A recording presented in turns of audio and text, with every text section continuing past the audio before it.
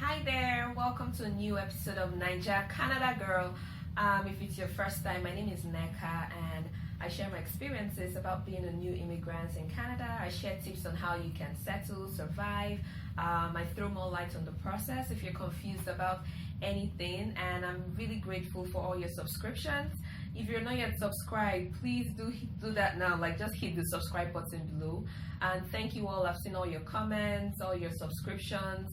I'm really grateful and I'm happy that I'm able to help. I see your feedback, I see your reviews. Thank you so much for following me.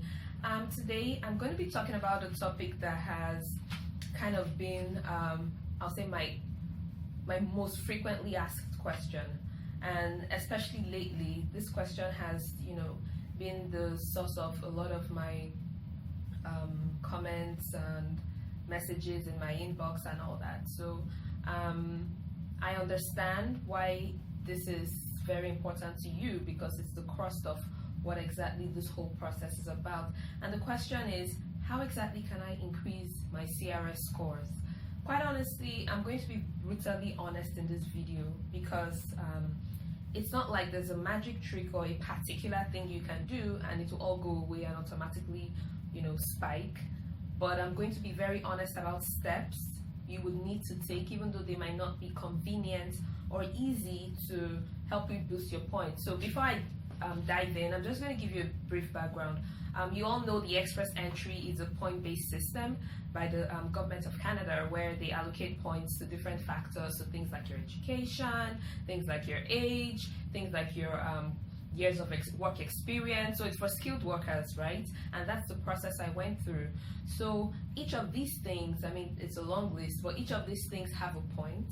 And what happens at the end is there's a cutoff, about 3 cutoffs every month. And if you do meet the requirement, if your the total of all your points for all these factors reach the cutoff points, then you'll be sent an invitation to apply. So now, if you do not have this number of points, you will not be sent an invitation to apply. You'll just remain in the pool where you would be with other candidates who are also waiting to get to the cutoff point, okay? So now, the express entry system lately, you must have noticed, especially in recent months, actually from last year, the cutoff scores have been quite high, right? So once upon a time in 2017, we even had the cutoff as low as 413, yes.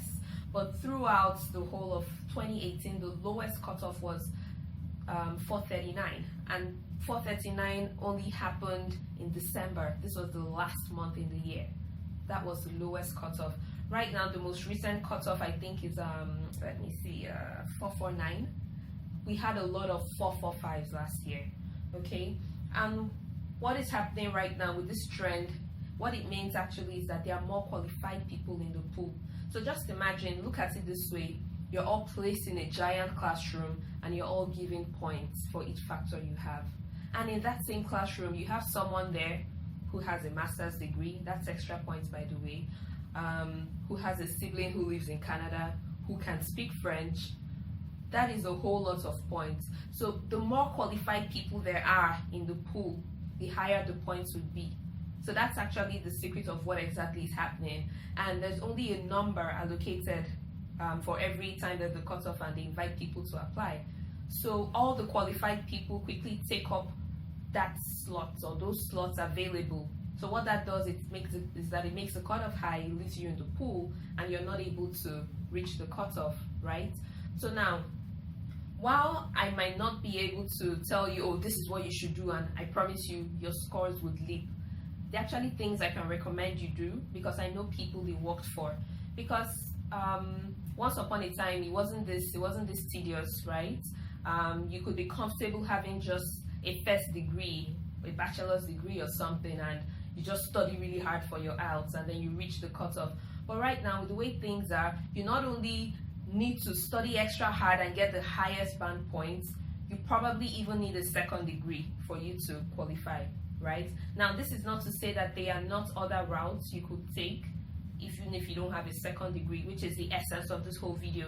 So the goal of this video actually is to be able to help you, and I'm hoping you watch it, you refer to it every now and then. There's also a blog post. I'm going to put the link in the description box, so you can always, see where you are, see what you can do, right?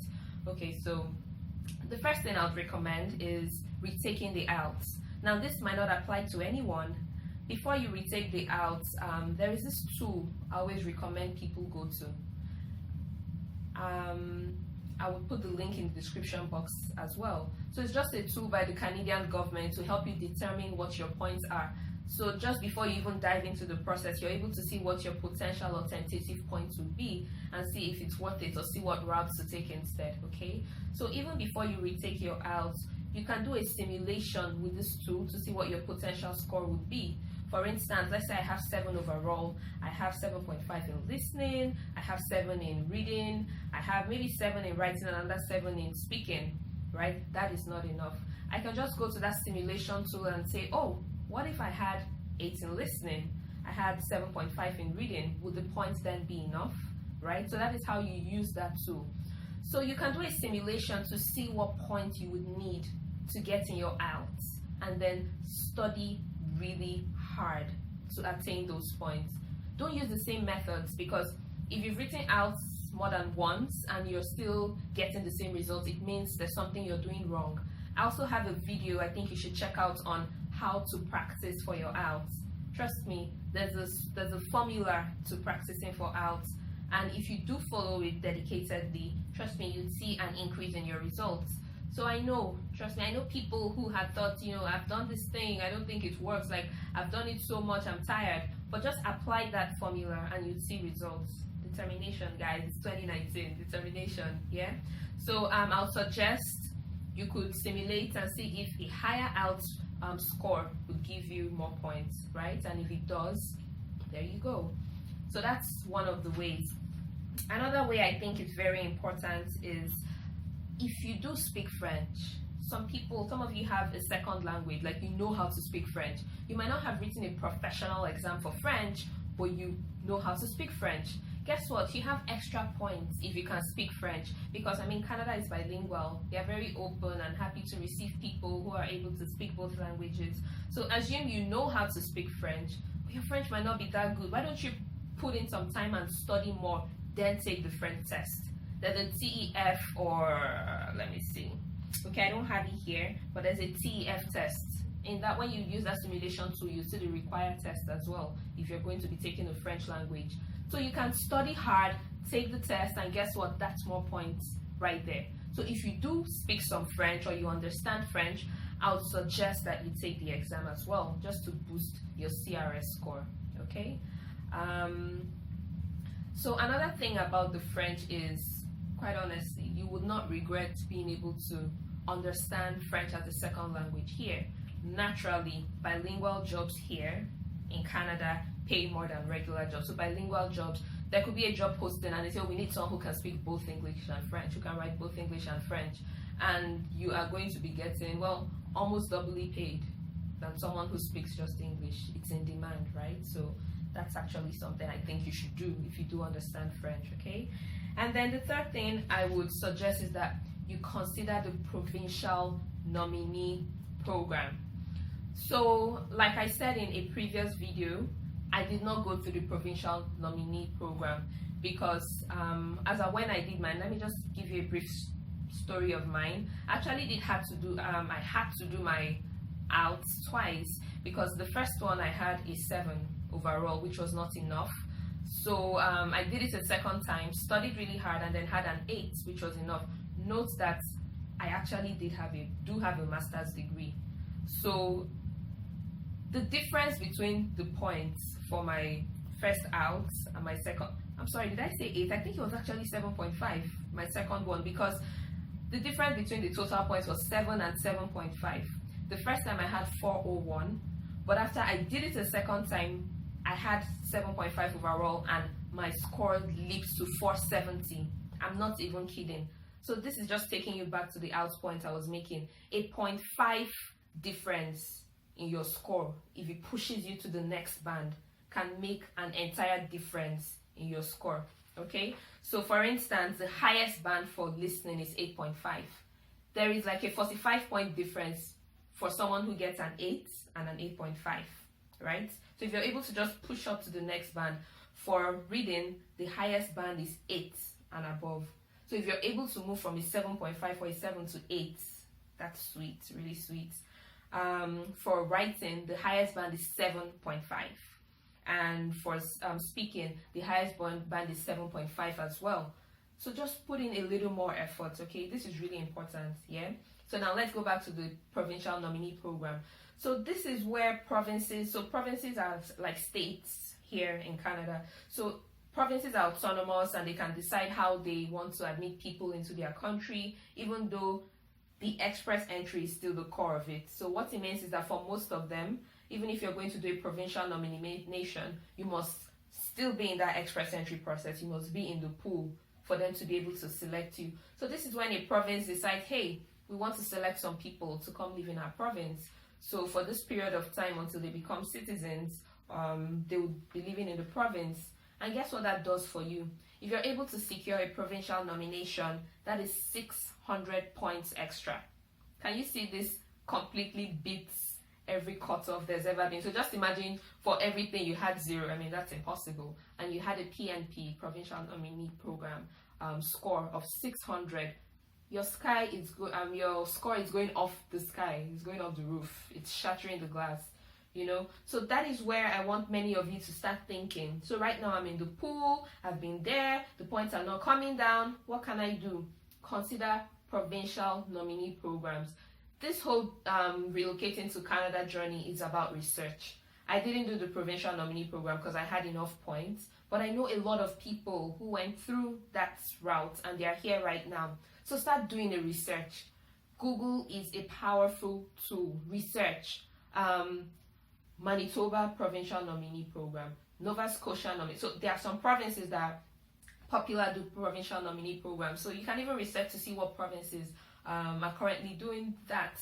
So for some of them it's free, for some it's paid. For Ontario, the province where I live, because it's in demand, the provincial nominee program is $8,500, and this is in addition to being qualified for it in the first place. But there are provinces like Manitoba, I think that is free, I'm not really sure, but it's either very little or free. There's Nova Scotia, there's Saskatchewan. So what you need to do right now, I'll try and put some links that could help you with more research in my description box. Oh no, scratch that. I actually did write a blog post, and in that blog post, I did put some links to some of the home pages for this provincial nominee programs, okay? So go there, research, see what you can do. So if the federal route is not working for you, you move to the province. This is 2019, you need to do things differently. And the reason why I'm really passionate about this topic is I can relate to your pain. You're looking at the points, there's nothing you can do, you're losing time. If your age is increasing, your points are probably dropping. Like if you start going above 30, your points for age starts dropping, right? So I can totally relate. So do some research, find out more about the provincial nominee program and give it a shot. Trust me, you won't regret it, right? What's the worst that could happen? Exactly. So just give it a shot, okay? And then another thing I would suggest, another point, would be having a second degree, a master's degree, is really, really, really beneficial. When I was doing my master's degree, I had no plans in this world to relocate to Canada. I did not think that at some point it would come in handy and I would need it to relocate to Canada. I just thought, okay, let's just learn something new. Let's try and diversify. Let's try and branch off to another field. How? Okay, let's do a master's degree. So you would never regret doing a master's degree. Now, this is not saying because you want to come to Canada, go do a master's degree.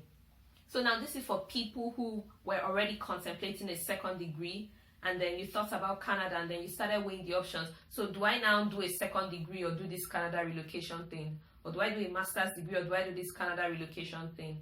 Quite honestly, if you're already in the process of doing a master's degree, I would advise that you do the master's degree. Canada can wait. Don't forget, Canada is not a career decision. I always tell people it's a life decision. What it offers you, or what this program, the Federal Skilled Worker Program by the Federal Government of Canada offers you, is an opportunity to be a permanent resident. Let me tell you the hierarchy. After citizens, permanent residents, that's the hierarchy. as a permanent resident, you can do everything a citizen can do apart from voting. You have access to travel visa-free to many countries. You have access to amenities. You have access to benefits by the government, childcare benefits and all that. So it's amazing, yeah? Free healthcare. So it is a life decision. So I would advise you do what you have to do. It might not be the route you had planned, but it's going to be beneficial in the end, okay? So research more about provincial nominee programs, try and apply, see what the requirements are, and start trying to think towards that line. It's 600 points, guys. 600, that's a lot of points. Yeah. And then for the master's degree, like I said, you should only do this if you're already in the process, you were considering it and all that, then you can do the master's degree. If not, you can focus on the provincial nominee program or bettering your out score. But if you're already thinking, oh, I think I should take it, please go ahead and take the master's degree, right?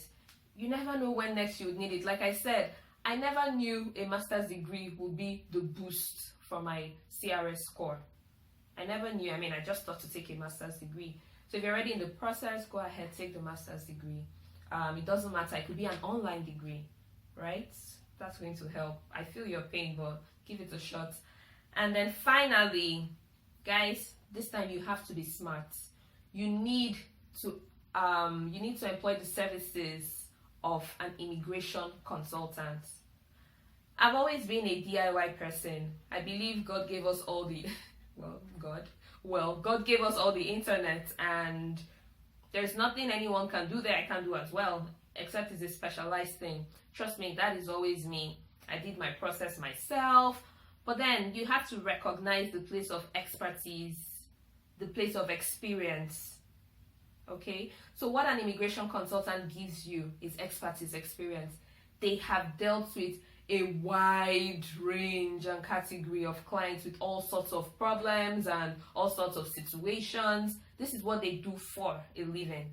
So they are able to know how best to position you. Yeah, once upon a time when the scores were still nice and rosy, you did not need one. But right now, you probably need one. What do you need them for? Consultation, advice. Okay. They are able to let you know, okay, you know what, this route might not be working, but I have a client I did this for and it did work. So would you want to try this? Would you want to try this route as well? I advise you try this because this is the way to go right now. Okay, so that is why you might need an immigration consultant. And there are scammers, guys. Don't listen to anyone who just tells you, oh, I'm an immigration consultant, I've done this for XYZ. Their pointers already let you know the person has no idea what they're saying. If they're already calling some ridiculous amounts in millions that this is how much is needed. Immigration consultants, they might have a consultation fee, they might have a fee for the service, but every other fee are fees required by the government. It's not like that anybody, you actually have to give the money and then they make you work. So they have their service fee, they have their consultation fee, but then be sure it's a credible source. If you need advice on sources you could reach out to for immigration consulting, I have wonderful friends that have become family, and I met them upon getting here, and I firsthand know people they have helped in the process. I could refer you, I could give you an email, I could give you links to their website or something. Please do not give your money to any scammer, right? I mean, I understand that you really would want to consult with someone, but also be cautious when you're doing this, right? So guys, I just thought to put this out there because my inbox on Instagram, my Gmail, even on YouTube, like, how do I increase my scores? How do I increase my scores? So like I said, I'm going to be brutally honest in this video. It's not like a magic trick. There's no wand to wave and then the scores increase. But with these steps, you need to now go back and figure out how best you can boost your scores considering these points I mentioned. So I'll just do a quick rundown. For some people, it might need to retake the IELTS. For some, you might need to take the French test if you're already a proficient in French. You can also consider the Provincial Nominee program. I think this is actually my favorite point, yeah? But it's very competitive, trust me, it's fierce. Like, so you need to research and be ready, because a lot of people are waiting for that route. It's not just you who knows that route, so you actually need to be ready. And then there is taking a master's degree. It could be online if you're already on that course. Yeah, you can do that. Okay, and finally, just for direction and for clarity, you might need an immigration consultant. So it's something to consider. Yeah. So I hope I've been able to help you guys. I really hope I've been able to. Feel free to ask other questions, but please watch the video, because a lot of the time the answers you ask are contained in the video. And to be able to get updates on when I have new videos, just hit the subscribe button. Okay. Thank you for your comments. Thank you for following, and I wish you all the very best in your process. Till my next video. Bye.